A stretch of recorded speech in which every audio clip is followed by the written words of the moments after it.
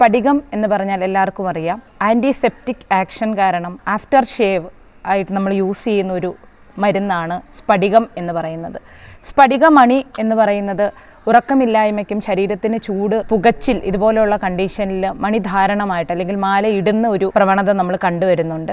ഈ സ്ഫടികമണി എന്ന് പറയുന്നതിനെ മാലയായിട്ട് ധരിച്ചു കഴിഞ്ഞാലും ഇതുപോലെയുള്ള ബുദ്ധിമുട്ടുകൾക്ക് വളരെ ഫലപ്രദമായി കാണുന്നു. നമ്മളിവിടെ നോക്കാൻ പോകുന്നത് സ്ഫടികം ഡ്രഗിനെ കുറിച്ചാണ്. ആലം അല്ലെങ്കിൽ സ്ഫടികം എന്ന് പറയുന്ന ഡ്രഗിനെ കുറിച്ചാണ്. അപ്പോൾ ഇതിനെ എന്തൊക്കെ കണ്ടീഷനിൽ ഉപയോഗിക്കാം എന്ന് നമുക്ക് നോക്കാം.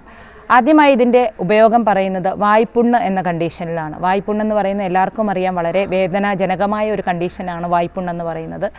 ഇതിൽ ഈ സ്ഫടികത്തിനെ നമുക്ക് എങ്ങനെ ഉപയോഗിക്കാം എന്ന് നോക്കാം. ഏത് കണ്ടീഷനിൽ ഉപയോഗിച്ച് കഴിഞ്ഞാൽ സ്ഫടികം ശോധനം അല്ലെങ്കിൽ പ്യൂരിഫിക്കേഷൻ എന്ന് പറയുന്നു. കാരണം ഇതിൻ്റെ അകത്തെ ഒരു വെള്ളത്തിൻ്റെ അംശത്തിനെ മാറ്റുന്നു. അതായത് ഇതിനെ ശോധനം ചെയ്യാൻ വേണ്ടിയിട്ട് ഒരു മൺപാത്രത്തിലെടുത്ത് പൊടിച്ചിട്ട് വറുക്കുന്നു. വറുത്തതിന് ശേഷം ഇതെപ്പോഴാണോ പൊടിയായി മാറുന്നത് ആ സമയം ഇതിനെ ഒരു എയർ ടൈറ്റായിട്ടുള്ള ഒരു പാത്രത്തിൽ സ്റ്റോർ ചെയ്യുന്നു.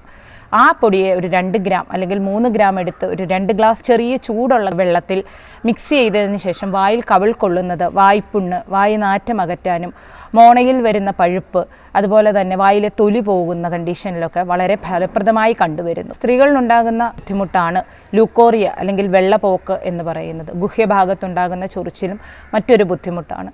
ഇതിനൊക്കെ തന്നെ ഇതിൻ്റെ ഒരു ഡൗഷ് അല്ലെങ്കിൽ ഈ സ്ഫടികത്തിൻ്റെ ലായനിയുടെ വാഷ് അല്ലെങ്കിൽ നന്നായിട്ട് ഗുഹ്യഭാഗം ഇത് വെച്ച് കഴുകുന്നത് ഇതിനോടനുബന്ധമായിട്ടുള്ള ചൊറിച്ചിലും ബുദ്ധിമുട്ടുകൾക്കും യോഗ്യമായി കാണുന്നു. അതുപോലെ തന്നെ വ്രണം പഴുക്കാതിരിക്കാനും ചെറിയ മുറിവുകൾക്കും ഒക്കെ സ്ഫടികത്തിൻ്റെ ഉപയോഗം വളരെ അനുയോജ്യമാണ്. നമുക്കുണ്ടാവുന്ന ബുദ്ധിമുട്ടുകൾ എന്തെങ്കിലും രോഗത്തിൻ്റെ ബാഹ്യലക്ഷണമാണോ എന്നുള്ള പരിശോധന വളരെ അനിവാര്യമാണ്.